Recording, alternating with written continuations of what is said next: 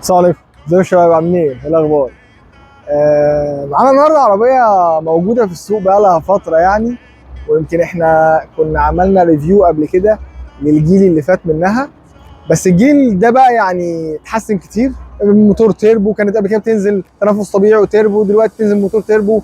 بقت بتنزل باكج امان محترمه، بقت بتنزل تجهيزات يعني نوعا ما مرضيه من اول فئه. تعالوا كده هنبص ايه، احنا خلاص بصينا. معانا التوسان ال 21، تعالوا نبص عليها كده.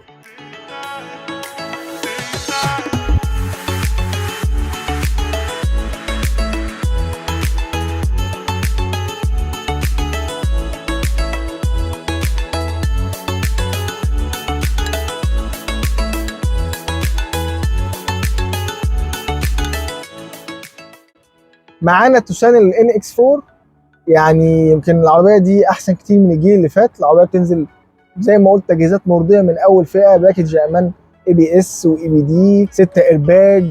فالعربيه فيها شويه تفاصيل كده كانت فارقه عن الجيل اللي فات، بالذات ان الجيل اللي فات يعني احنا وصلنا تقريبا كانت الفئه الثالثه هاند بريك مانيوال، يعني اللي هو ايه يا جماعه ده، واثنين ايرباج، اللي هو حرام يعني يا جماعه. ثواني بس الباب مفتوح. فاللي هو يعني ليه يا جماعه طيب اتنين ايرباج والحاجات دي، وكانت مضايقاني قوي. التجهيزات بقى بتاعت الجيل ده نوعا ما فارقه شويه، بالذات ان اول فئه بس اللي معانا دي يعني هي نوعا ما تجهيزاتها فقيره شويه، لكن احسن كتير من الجيل اللي فات. تعالوا نبص كده على العربيه ونتكلم سريعا كده. اداء، عفشه، فرامل، تكييف، وايه العيب الخطير اللي فيها.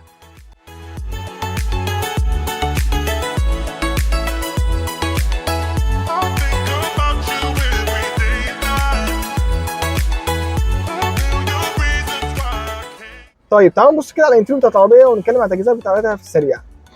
لو جينا هنا كده من الجزء الشمال، فطبعا المفاتيح بتاعت الشبابيك مع المرايات الكهرباء، تعديل مقبض الباب كده مع يعني تحسه كروم.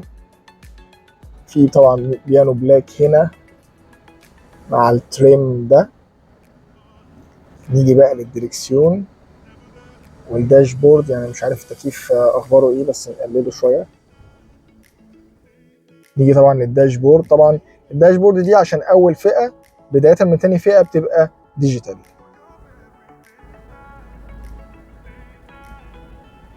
دريكسيون طبعا، مثبت سرعه، طاره مالتي، انفوتينمنت سيستم ابل كار بلاي واندرويد اوتو. ويعني هو الريسبونس بتاعه لطيف، يعني اللي هو مش وحش، يعني الريسبونس بتاعه لطيف.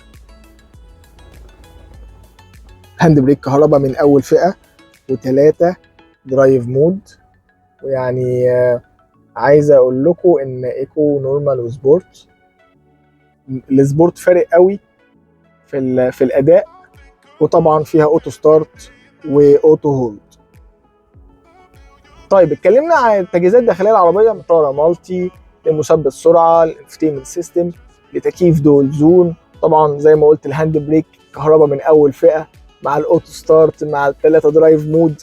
فيعني الموضوع ده فارق قوي عن الجيل اللي فات، بالذات ان دي اول فئه. فالموضوع لطيف يعني، من اول فئه تجهيزات لطيفه. يعني ايه الموضوع ده فارق يا جماعه، اللي هو ما تحسنيش عشان انا شاري اول فئه يبقى انا كده مش عايز اقول حاجه يعني ملهاش لازمه يعني، لكن ما علينا.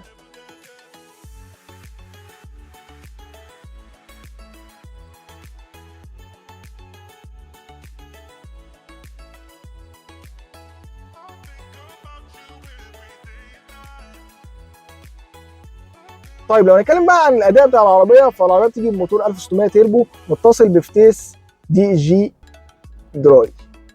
طبعا يعني مش عايز اتكلم، الفتيس ظهر منه مشاكل في كتير قوي من العربيات. ده وارد جدا انه يظهر منه مشاكل، لكن هو اداء. وزي ما قلنا قبل كده ازاي نتعامل مع الفتيس الدراي او الفتيس الدي جي. طبعا ان الدي جي دراي ويت، فالفتيس الدراي بالذات يعني نحاول نتجنب ازاي نسخنه. يعني واقفين في الزحمه ما نفضلش محملين على الدي، لا، ان عملت كيك داون، ما اعملش مثلا 3 كيك داون ورا بعض، لا كيك داون واحده خلاص يا عم الفتيس بقى سخن كده، لا اهدى.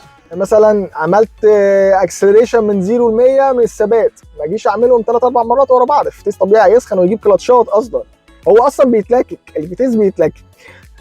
فانا احاول اسايس الفتيس ده لو انا عايز اداء. انا بقى مش بتاع جري والكلام ده كله، الفتيس بتهيألي هيقعد معاك شويه حلوين قبل ما يتغير في الضمان.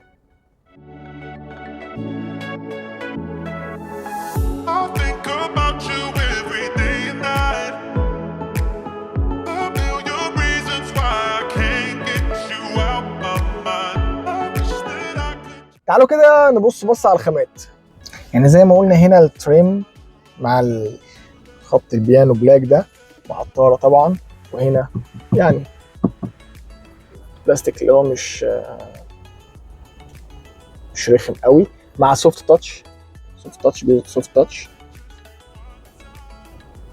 مع طبعا التريم الفضي ده، والشاشه الوسطيه مع البيانو بلاك اللي متطعم في حتت كتير من العربيه.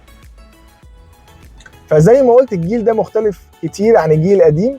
الجيل القديم كان الخامات بتاعته يعني مش مرضيه بقدر كافي، هنا نوعا ما شويه الخامات كويسه. الاداء بتاع العربيه حلو جدا طبعا استثناء موضوع الفتيس. طيب لو هنبص على المساحات كده الخلفيه، فالمساحات يعني انا شايفها طبعا هي توسان مساحات من الجيل اللي فات وهي، لكن برضو بالنسبه للجيل ده المساحات كويسه جدا. يعني نفق الفتيس مش كبير قوي. برضو بالنسبه للشنطه، الشنطه برضو مساحتها كويسه.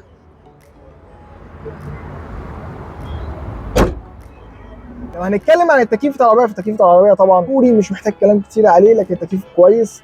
العفشه الناعمه فيها شويه بادي رول على السرعات العاليه، لكن على السرعات اللي هي المتوسطه العفشه ناعمه يعني مريحه ما تتعبكش، باستثناء يعني مالك العربيه كان اشتكى لي شويه من الصالون او الكراسي مش مريحه على السفر او الطرق الطويله. اما بالنسبه للفرامل برضو اعتقد ان هي كويسه، يعني فرامل مش وحشه.